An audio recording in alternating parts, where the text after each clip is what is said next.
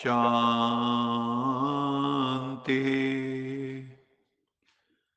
सत्यम शिवम सुंदरम सच्चिदानंद स्वरूप सत श्री अकाल मूरत परम पिता परमात्मा की परम प्रिय संतान प्यारे भाइयों तथा बहनों, आज 22 फरवरी 2022 की मुरली मंथन से पूर्व हम यश जी को आग्रह कर रहे हैं कि हमें ईश्वरीय स्मृति का एक सुंदर सा गीत सुनाएं। यश जी।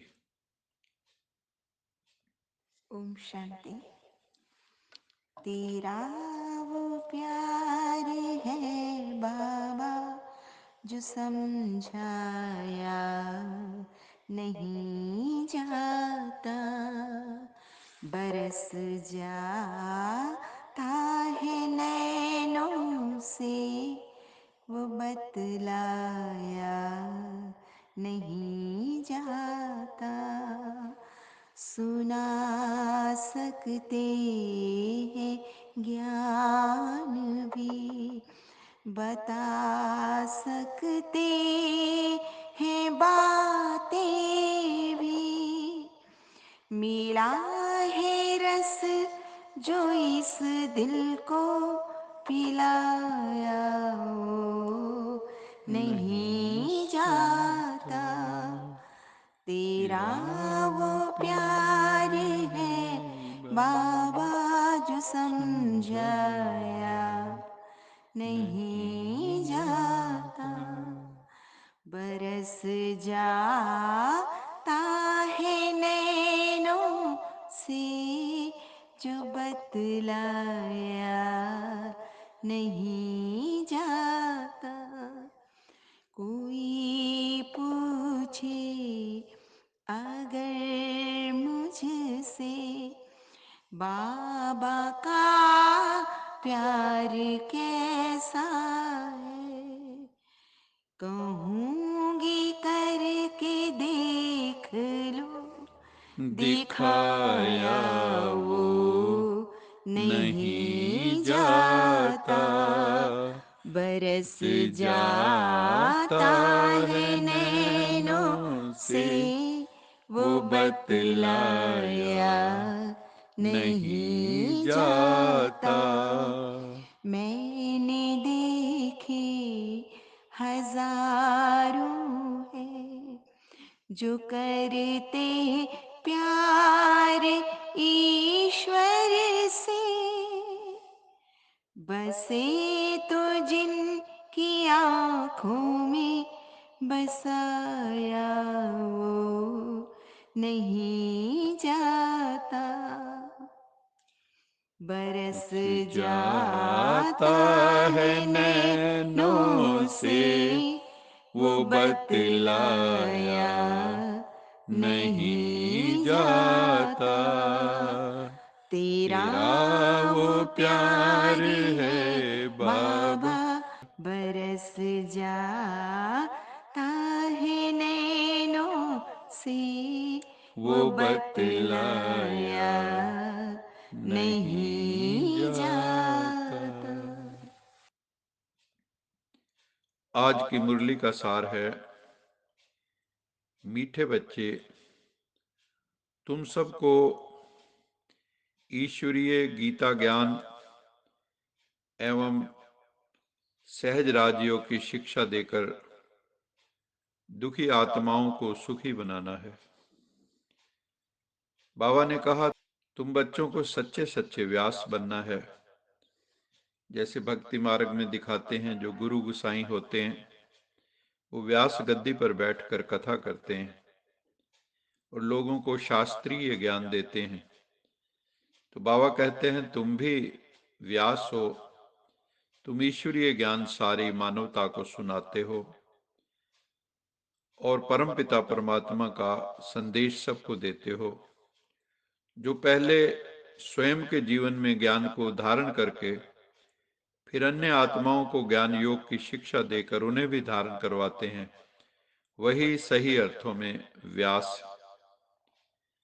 आज की मुरली का प्रश्न है, सबसे ऊंची मंजिल कौन सी है जिस पर पहुंचने का तुम पुरुषार्थ करते हो? इसका उत्तर है अपने को अशरीरी समझना कि मैं अशरीरी आत्मा हूं और देह अभिमान पर जीत पाना। यही सबसे ऊंची मंजिल है। बॉडी कॉन्शियसनेस को छोड़ना, सोल कॉन्शियसनेस में स्थित होना, बॉडीलेसनेस की स्टेज पर अपने को अनुभव करना। क्योंकि बाबा कहते हैं सबसे बड़ा जो शत्रु है हमारा, जो काम क्रोध से भी बड़ा है, वो है देह अभिमान। क्योंकि जब देह अभिमान आता है तो स्त्री पुरुष का भान पैदा होता है और उसके बाद ही सारे विकारों की उत्पत्ति होती है। तो बाबा कहते हैं ऐसा पुरुषार्थ करना है जो अंत में परमपिता परमात्मा शिव के सिवाय कोई याद ना आए।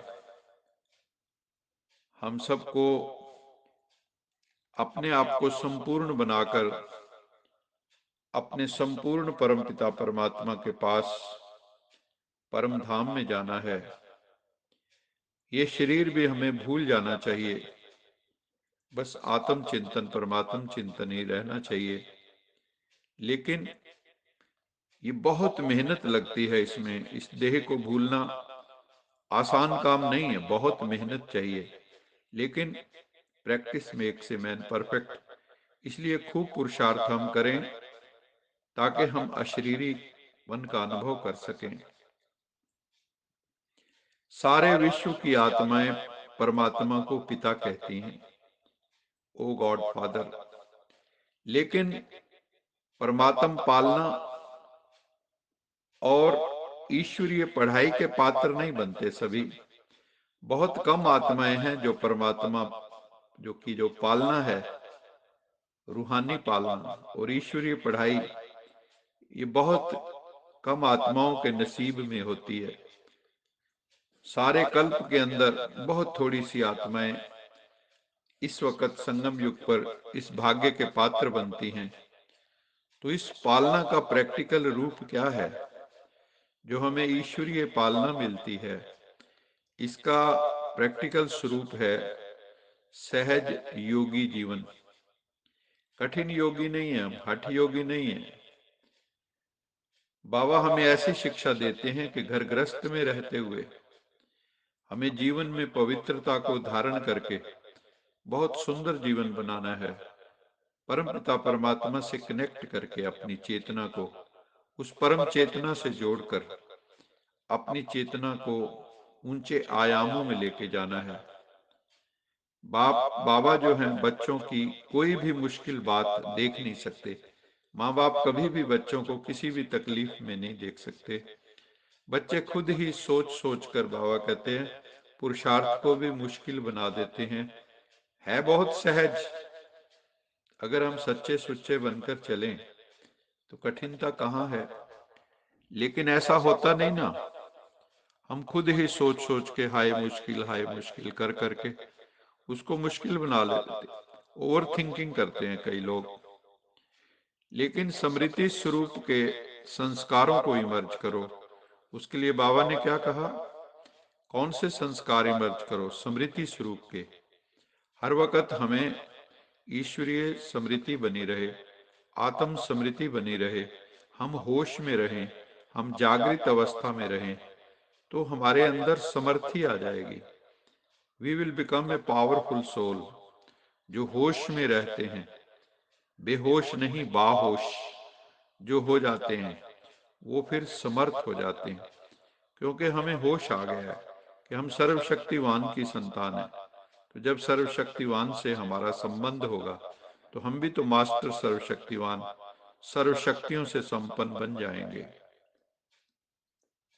फिर बाबा ने कहा कि भक्ति मार्ग में जब रुद्र पूजा करते हैं, रुद्र यज्ञ रचते हैं, तो एक बड़ा शिवलिंग बनाते हैं तथा उसके साथ अनेक छोटे छोटे शालिग्राम भी बनाते हैं।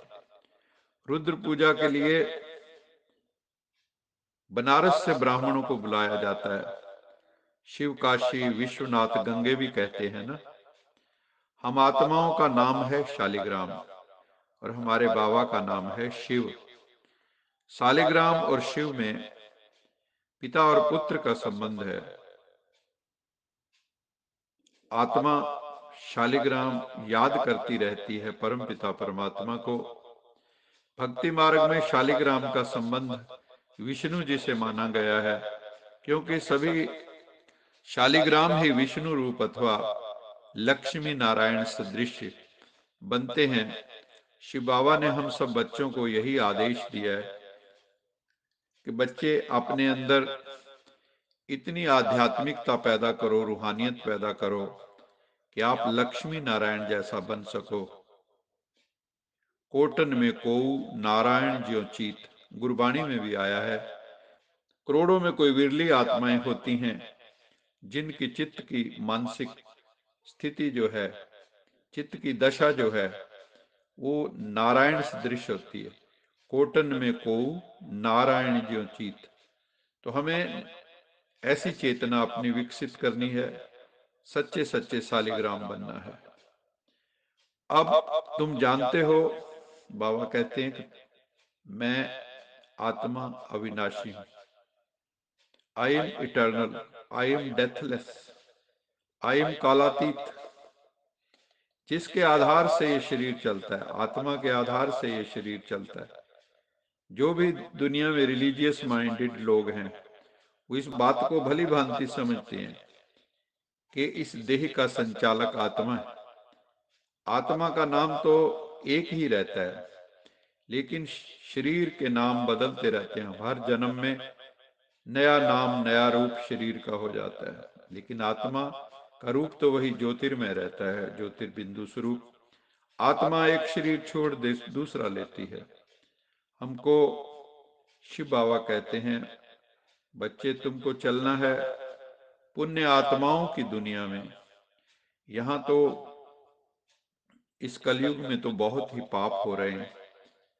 अब तुम्हें पाप आत्मा से पुण्य आत्मा बनना है। भक्ति मार्ग में जब रुद्र पूजा करते हैं तो बड़ा शिवलिंग बनाते हैं, जैसा कि पहले भी बताया है।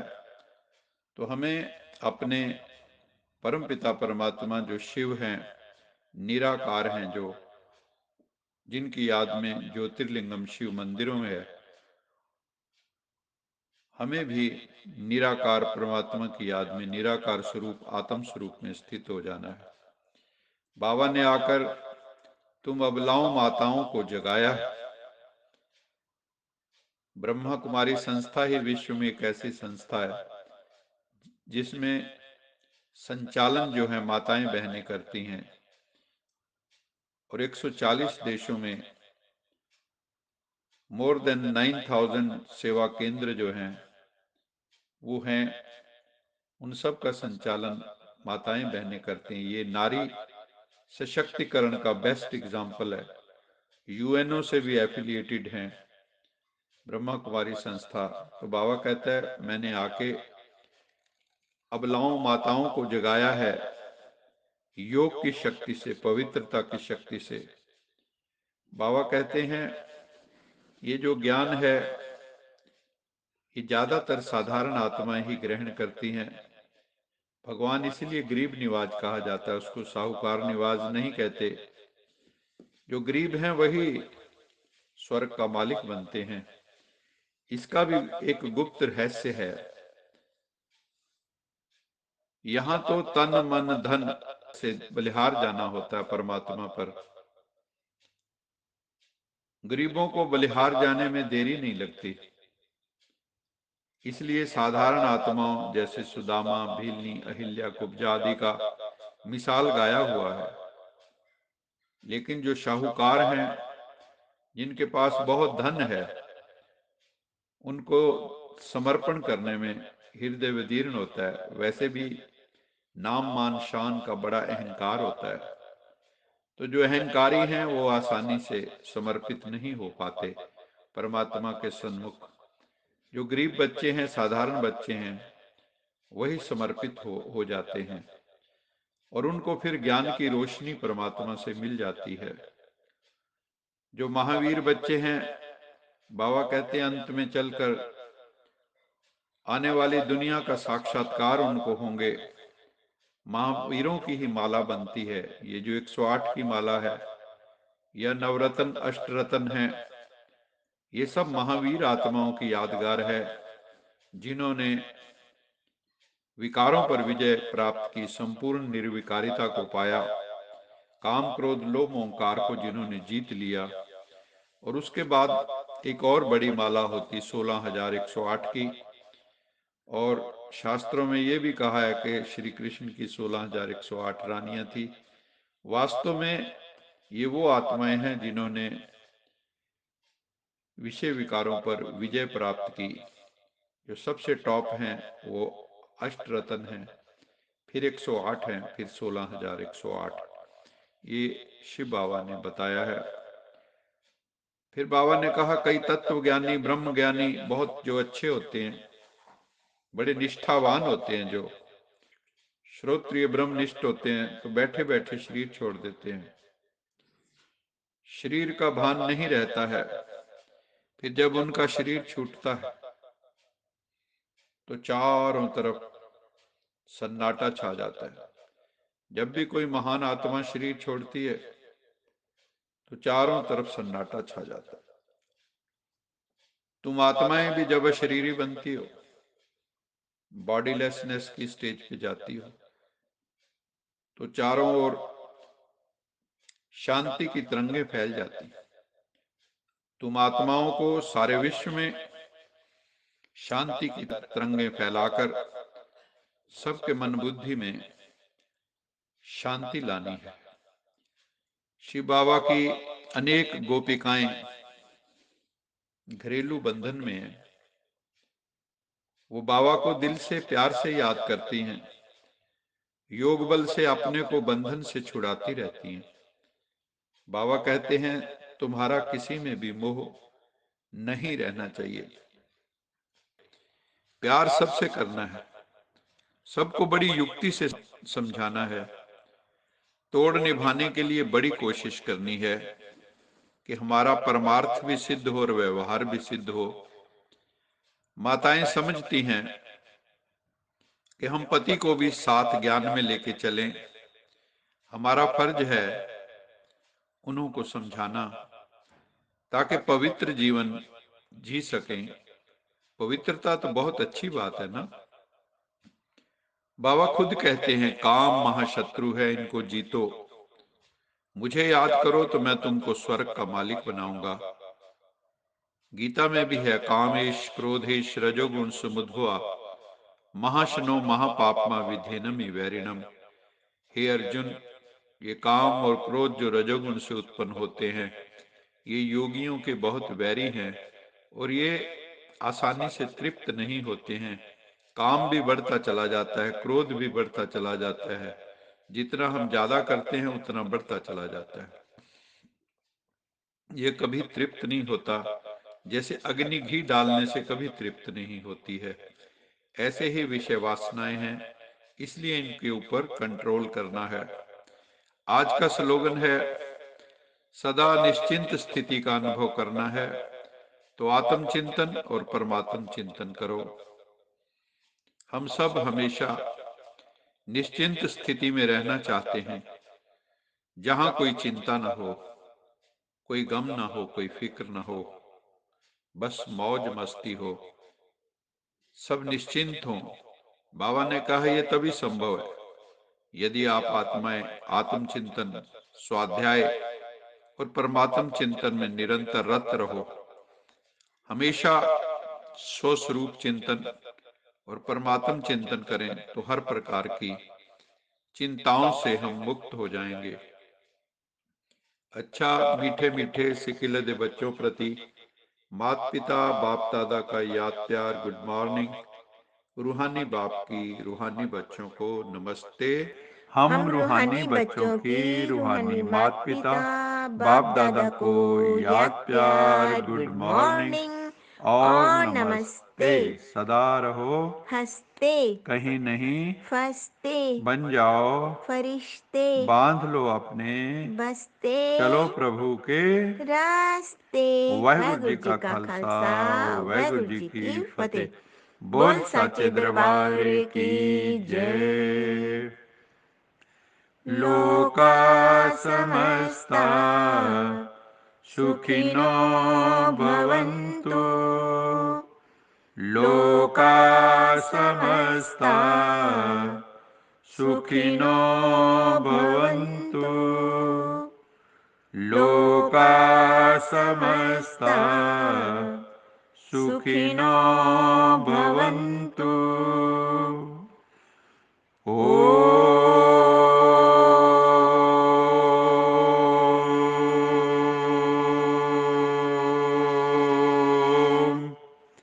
शांति शांति शांति।